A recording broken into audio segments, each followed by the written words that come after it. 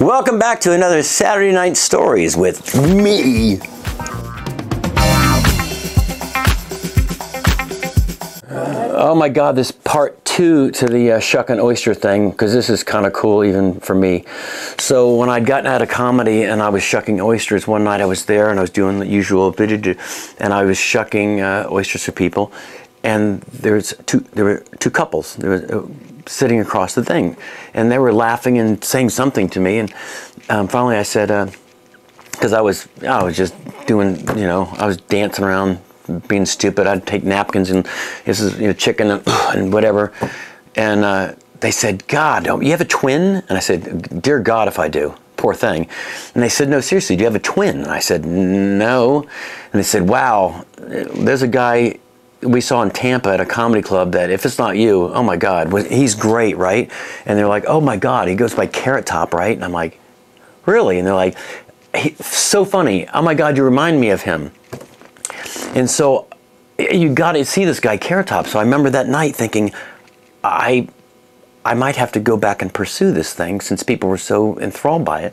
So I went to my manager that night and I said, "I'm going to put in my 2-week notice." He says, "Why? You're my favorite." I said, "Because I got to go pursue this comedy thing." And he's like, "You do comedy?" And I said, "Well, I used to." And he says, "I wonder why you're funny." And I said, "Yeah." I remember when I did go back, everyone from the oyster bar came that night and supported me. And they were all like, "What the I didn't even..." The whole thing in my show at the end, I do this, we call it the finale. My crew likes to call it the finally. It's over, but it's the finale. So when I was shucking oysters, they would have a jukebox. That's how old I am. There's a jukebox, and I usually, whatever, I'd play songs that I wanted to hear, like the Stones and Aerosmith and Michael Jackson and all this. And so I'd play these songs, and I would dance behind the bar while I was shucking oysters, doing like Mick Jagger and Michael Jackson, and I'd take little pieces of napkin and I'd make like a thing like Michael Jackson.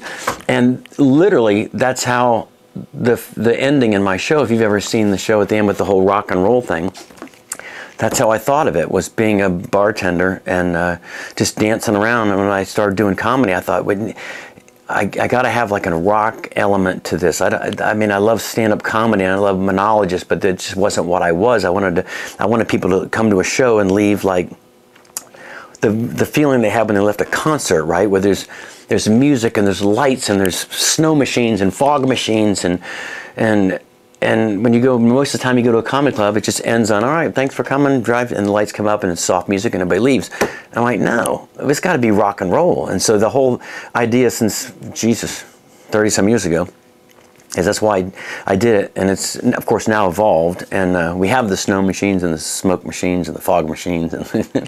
And I was even one of the very first comics to sell T-shirts, because every rock and roll band had a T-shirt. And I'm like, why are comics not selling T-shirts? They should have Carrot Top T-shirts. And I remember the guy in Alabama one night, I said, "Where can I sell my T-shirts?" And he said, "What do you mean fucking sell? What are you talking about selling T-shirts?" I said, "I have Carrot Top T-shirts. Where can I sell them?" And he's like, "During the show?" I said, "After the show, if I could set up a table and they could buy a T-shirt." And I remember people like, "Carrot Top has T-shirts?" And believe it or not, Rodney Dangerfield came up to me one night in Vegas, of all people. Now, Rodney Dangerfield must have had fucking T-shirts, right? It's Rodney Dangerfield. He walked up to me and he goes, "You selling T-shirts? Hey, kid, why did you come up with that idea?" And I was like, "You didn't think of that? You're Rodney Dangerfield. You should be selling ties and T-shirts and everything. You should be mugs. You should be selling all this." So yeah, that was one of the only things that I think helped when I got a degree in marketing, is I marketed myself, and that really is the truth. And the real honest truth is I had a logo before I had an act. It's very true. I think I told that story on Oprah. She said, "What?" And I said, "Yeah. I had a logo," and they're like, "Where's the act?" I said, "The hard part's done. I got the logo. Now I just got to write an act." That's all true. Yep. Now I need to find a fucking act.